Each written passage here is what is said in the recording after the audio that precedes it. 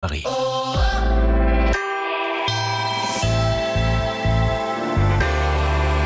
Il est 18h, bienvenue dans Punchline sur CNews et sur Europe 1. Nous allons développer les deux grandes informations de la journée. La suspension de la réforme des retraites, elle vient d'être votée à l'Assemblée nationale par les députés, et la libération de Boualem Sansal. Permettez-nous de commencer par cette libération. On va tenter d'avoir toutes les informations concernant Boualem Sansal. Il se trouve dans un avion en ce moment qui va atterrir en Allemagne. Il y sera soigné.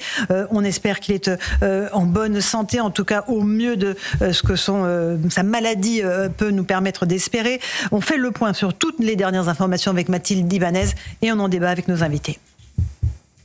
Après un an de détention en Algérie, Boualem Sansal a été gracié.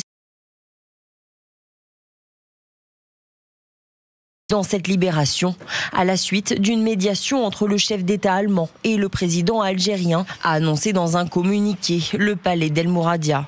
Le président de la République a décidé de répondre favorablement à la demande de son Excellence le président de la République fédérale d'Allemagne, AMI, en vertu de laquelle l'État allemand prendra en charge le transfert et le traitement de la personne concernée. Boualem Sansal, âgé et extrêmement malade, sera hospitalisé dans l'hôpital de la Charité à Berlin.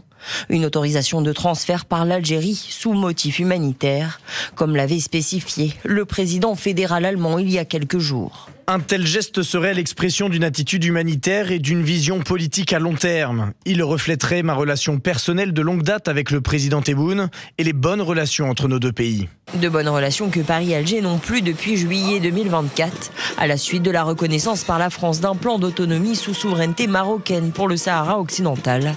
Une crise diplomatique qui n'a cessé de s'envenimer, plaçant Boualem Sansal et Christophe Glaise, le journaliste français toujours incarcéré, au centre de ces tensions. Christophe Glaise, et je le disais tout à l'heure, il faut aussi que sa libération intervienne. On est avec André Valigny. Bonsoir André. Bonsoir Laurence. Avec Michel Onfray qui nous fait le plaisir d'être là pour commenter cette actualité heureuse, parce que vous connaissez bien Boualem Sansal et que vous étiez très mobilisé sur sa libération. Gauthier Lebret. Bonsoir Laurence. Vous a rejoint, Geoffroy Lejeune, Bérénice Levet, qui est philosophe et qui fait partie du comité de soutien à Boualem Sansal, et Guillaume Perrault. D'abord peut-être Michel Onfray, une réaction à chaud sur cette libération de Boualem Sansal. On va et après évoquer le fait que ce soit l'Allemagne qui l'ait obtenu et pas la France, mais j'imagine que c'est d'abord le soulagement pour sa famille et pour ceux qui s'inquiétaient pour lui. Bien sûr, vous imaginez bien, hein, il y a deux choses. La première, c'est qu'effectivement, c'est notre Voltaire. C'est un peu notre Voltaire à nous en France. Il est franco-algérien. Il a cette drôlerie, cette ironie, cette plume légère, intelligente. Il a une œuvre derrière lui. Il a écrit dans l'esprit d'Orwell un livre très intéressant. Je pense d'ailleurs que c'est peut-être le fond de sa pensée et que ça peut gêner un pays totalitaire. Et on se réjouit qu'il sorte. Alors, on guette les images. Qu'il ne sera pas amaigri, détruit, trop malade, et que peut-être on l'aurait libéré parce qu'il serait trop malade. J'ose espérer que ça n'est pas ça, et que le gouvernement algérien s'en débarrasserait parce que justement il y aurait un vrai problème de santé parce que son cancer n'aurait pas été traité. Mais enfin ça, réjouissons-nous, il est dehors, c'est déjà la première chose.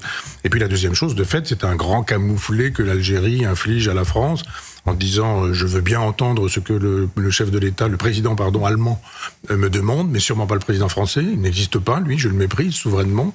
Et il y a une façon du chef de l'État, on vient de l'entendre, une façon de récupérer les choses en disant le couple franco-allemand a toujours été aussi efficace et merci d'avoir fait un peu l'intendance, parce que nous, à la France, on a fait l'essentiel, on a négocié discrètement, évidemment. Voilà pourquoi on fait l'éloge d'une méthode. Vous avez rappelé tout à l'heure les mots. Une méthode faite de respect et de calme. On va écouter dans un instant Emmanuel Macron et Sébastien Lecornu. Un mot de Bérénice Levet du comité de soutien. Ce que je voudrais dire aussi, c'est combien Boualem Sansal aime notre pays, combien il le connaît. Et justement, son dernier essai, quelques mois avant qu'il ne soit arrêté, qu'il avait publié, est un magnifique hommage à la France, à la langue française.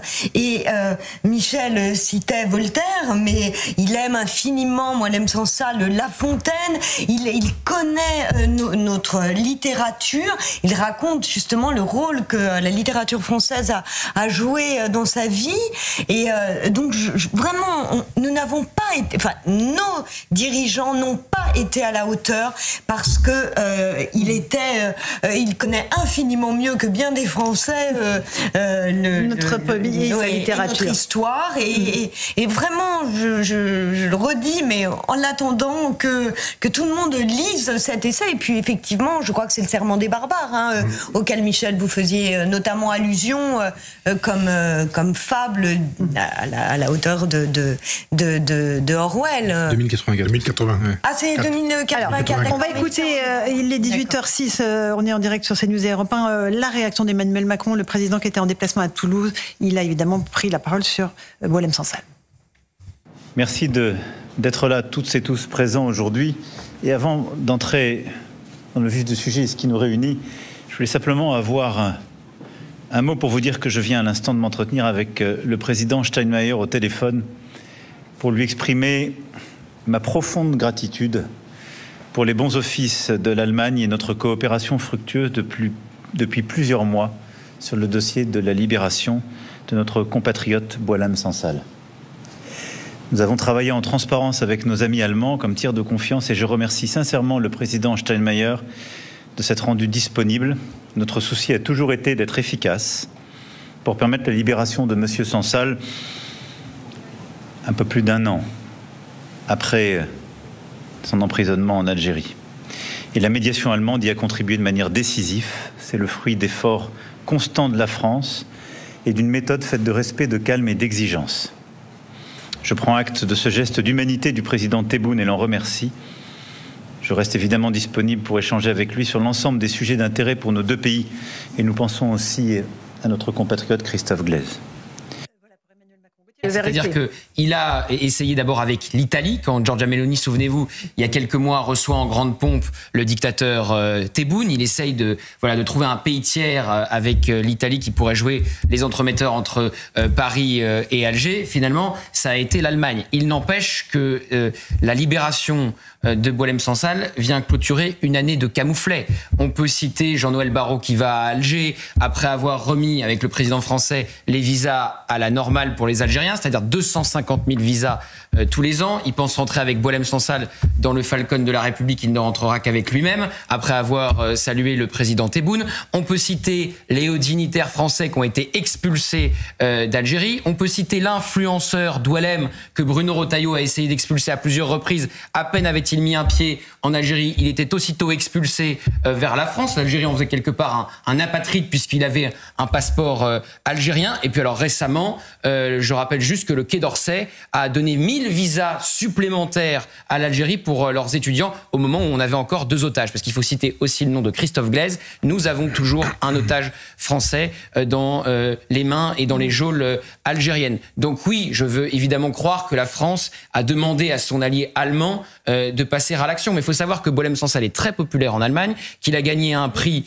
très important en Allemagne, donc il est lu, qu'il est connu en Allemagne. Mais on voit bien que maintenant, la France est sur le banc de touche et regarde, c'est un avion allemand qui va ramener Boualem Sansal, c'est un hôpital allemand qui va le soigner. Et je me pose une question, y aura-t-il un représentant français sur le tarmac tout à l'heure à Berlin pour accueillir Boualem Sansal?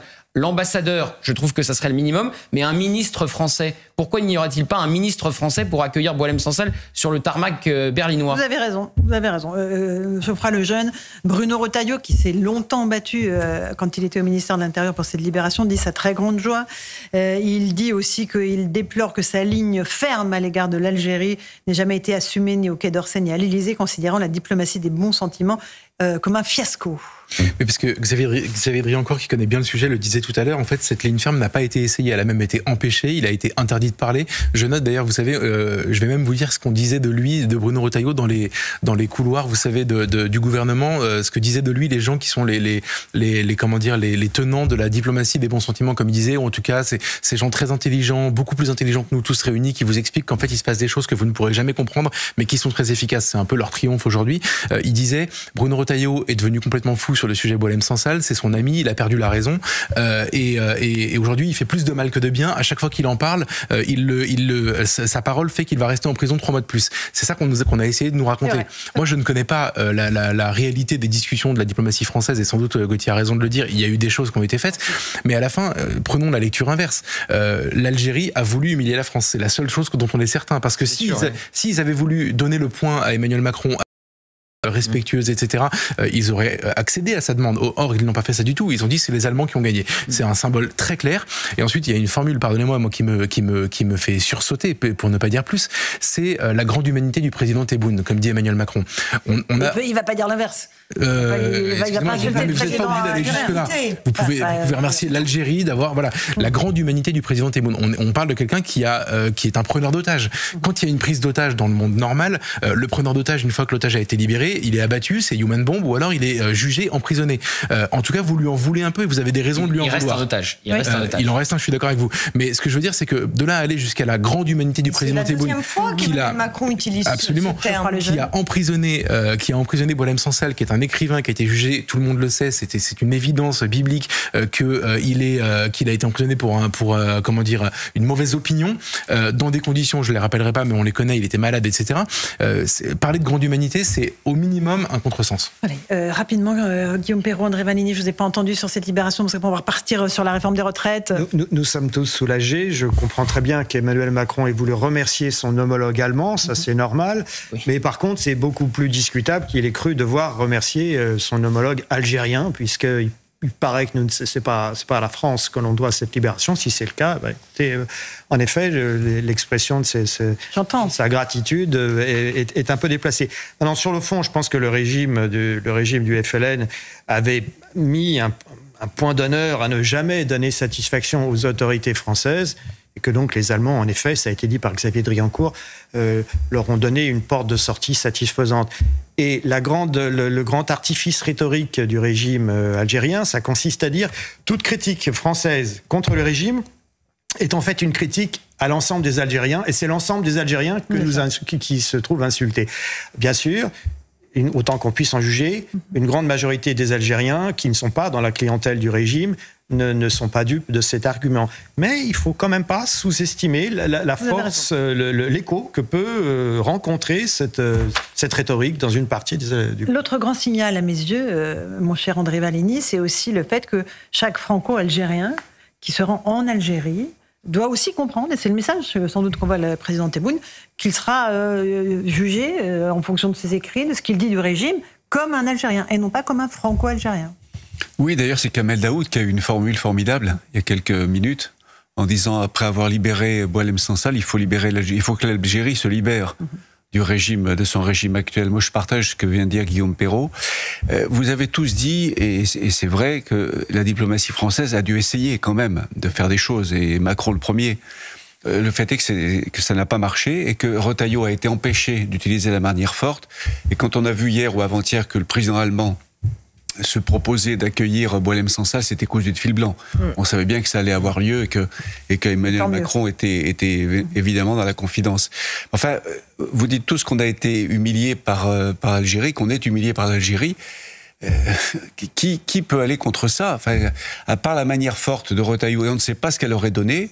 Il faut bien faire avec les Algériens. On l'a pas tenté. Donc, non, on l'a pas tenté.